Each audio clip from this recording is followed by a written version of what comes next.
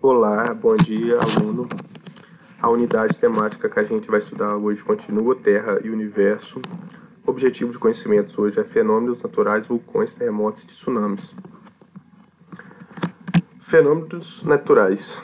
Caro estudante, nesta semana vamos estudar sobre os fenômenos naturais como vulcões, terremotos e tsunamis e justificar a rara ocorrência desses fenômenos no Brasil. Vamos ler essa reportagem aqui abaixo. Possibilidade de outro terremoto com escala que excede a intensidade sismática de 5 em Ming, Japão. Na noite de segunda-feira, 22/3/2021, o Comitê de Pesquisa de Terremotos do governo informou sobre a possibilidade da ocorrência de um abalo sísmico de intensidade superior ao da ocorrência do sábado, dia 20, na costa de Miyagi. O epicentro foi em um local com facilidade para a ocorrência do terremoto, após o de magnitude 6.9, no final da tarde de sábado, ocorreram réplicas, mas as de magnitudes 4 a 6 são poucos demais, o que pode ser um sinal da ocorrência de um terremoto com escala maior. Bom, o que a gente pode dizer aqui? Como eu disse antes, lá no Japão, a gente tem o quê? Várias placas que se encontram, várias placas tectônicas, causando o quê? Vários terremotos de grande intensidade. Por quê? Porque como essas placas são, uma vai encontrando com a outra, acaba aumentando o seu grau. A gente mede isso em grau sísmico, ritmo, ou seja, 6 são poucos demais. O que? Quando isso acontece em um grau tão elevado, é um grau de destruição muito grande. Por isso que no Japão, sempre que ocorre um terremoto, há milhões de prejuízos, milhares de mortes. Por quê? Porque é algo muito intenso. Imagine se você estiver no epicentro de um terremoto, certamente estaria bem ansioso e com medo, mas você sabe por que surgem os terremotos? Bom, foi como eu disse, por que surgem os terremotos? Porque tem o deslocamento das placas tectônicas. Como lá na região asiática, região do Japão, tem várias placas que se encontram, há esse encontro de placas, causando o quê? Causando esse abalo sísmico. É como se uma placa estivesse batendo na outra. Só que escala gigantesca, né? Escala continental. A Terra é dividida em 3 camadas: crosta, manto e núcleo. A gente sabe que a Terra é dividida nessas 3 camadas, camadas de terra. A parte que a gente está, que é a crosta, o manto, que cobre o núcleo, e o núcleo da Terra, que é coberto o quê? Que é o magma. Sabemos que sobre a crosta terrestre encontra-se o manto, formado pelo magma, um líquido pastoso e muito quente, ou seja, esse magma é um líquido viscoso, um líquido como uma massa muito quente, com temperaturas que podem atingir os 2.000 graus Celsius na região mais profunda. O que é um magma? O magma é uma terra tão quente, mas tão quente que ela derreteu, pedras que ela derreteu.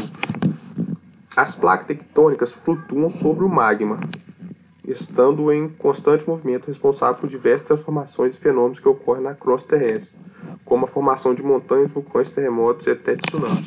Ou seja, como a crosta está em cima desse magma, desse manto, ela está em movimento. Pensa que muito pouco, mas ela está em movimento ali, porque por baixo ali não é uma superfície sólida, e sim um líquido viscoso bem denso.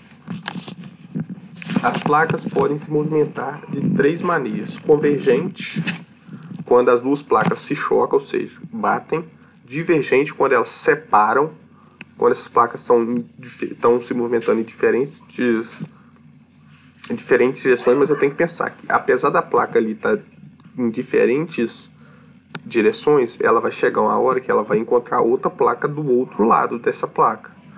Os terremotos e transformentes, que separam as placas que estão deslocadas lateralmente. Os terremotos são tremores de terra que surgem a partir da liberação da energia acumulada entre alguns pontos de encontro entre duas placas tectônicas.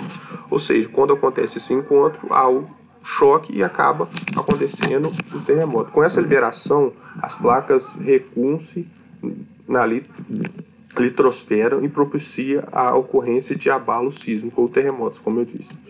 O local onde eles surgem do subsolo é chamado de hipocentro. O hipocentro é que o hipocentro é o que? O local onde eles se chocam primariamente, fazendo o que? Fazendo ter aquele abalo ali que vai tomando cada vez um maior tamanho, fazendo o que? Se for no fundo do oceano, fazendo o que? Causando um grande movimento de água naquela região, que o que? Essa água tem incidência de que? De ir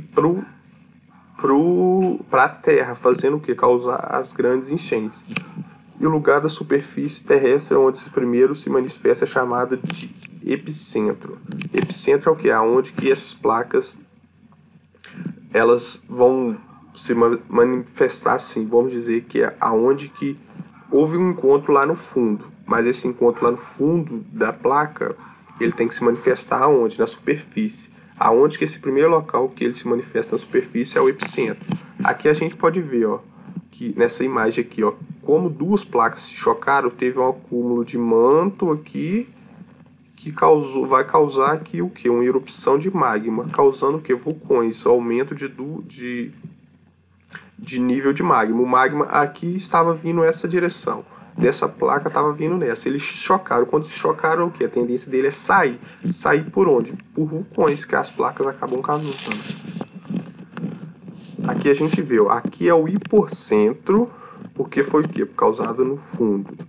E aqui vai ser o que? Vai ser o hipercentro. Por quê? Porque vai ser o lugar que esse movimento vai se manifestar primariamente na superfície.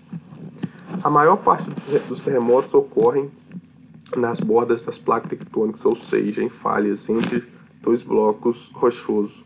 As regiões mais sujeitas a terremotos são aquelas próximas às placas tectônicas, como o oeste da América do Sul, onde está localizada a placa de Nazca e a placa sul-americana, e as regiões em que se formam novas placas, como o Oceano Pacífico, onde se localiza o Círculo de Fogo. O que é esse Círculo de Fogo? É onde tem uma concentração muito grande de placas que se encontram, fazendo o que? Como esse encontro de placas acaba acontecendo o que? Esse acúmulo de manto de dois lados, que faz o que? Essa evaporização de manto na superfície pelo chamado vulcões. Por estar localizado exatamente no centro da América do Sul, o Brasil quase não sofre grandes abalos. Há no país ocorrência de sismos de pequenas magnitudes decorrente do desgaste das placas. Ou seja, o Brasil está em uma região onde não tem placa tectônica. Ele está no centro da América do Sul. Por isso que aqui no Brasil a gente não tem vulcões e abalos sísmicos muito pouco. Geralmente os abalos sísmicos que a gente sente aqui no Brasil nem acontece aqui, acontece a milhares de quilômetros. Só que com intensidade alta acaba chegando alguma coisinha aqui ainda pra gente. Só que no Brasil, como a gente vê na imagem, não tem placas tectônicas, então não há ocorrência de vulcões. Vulcões é o quê? É nada mais do que um encontro de duas placas tectônicas que faz expelir o magma para cima. Como no Brasil não tem essas placas, acaba não acontecendo vulcões.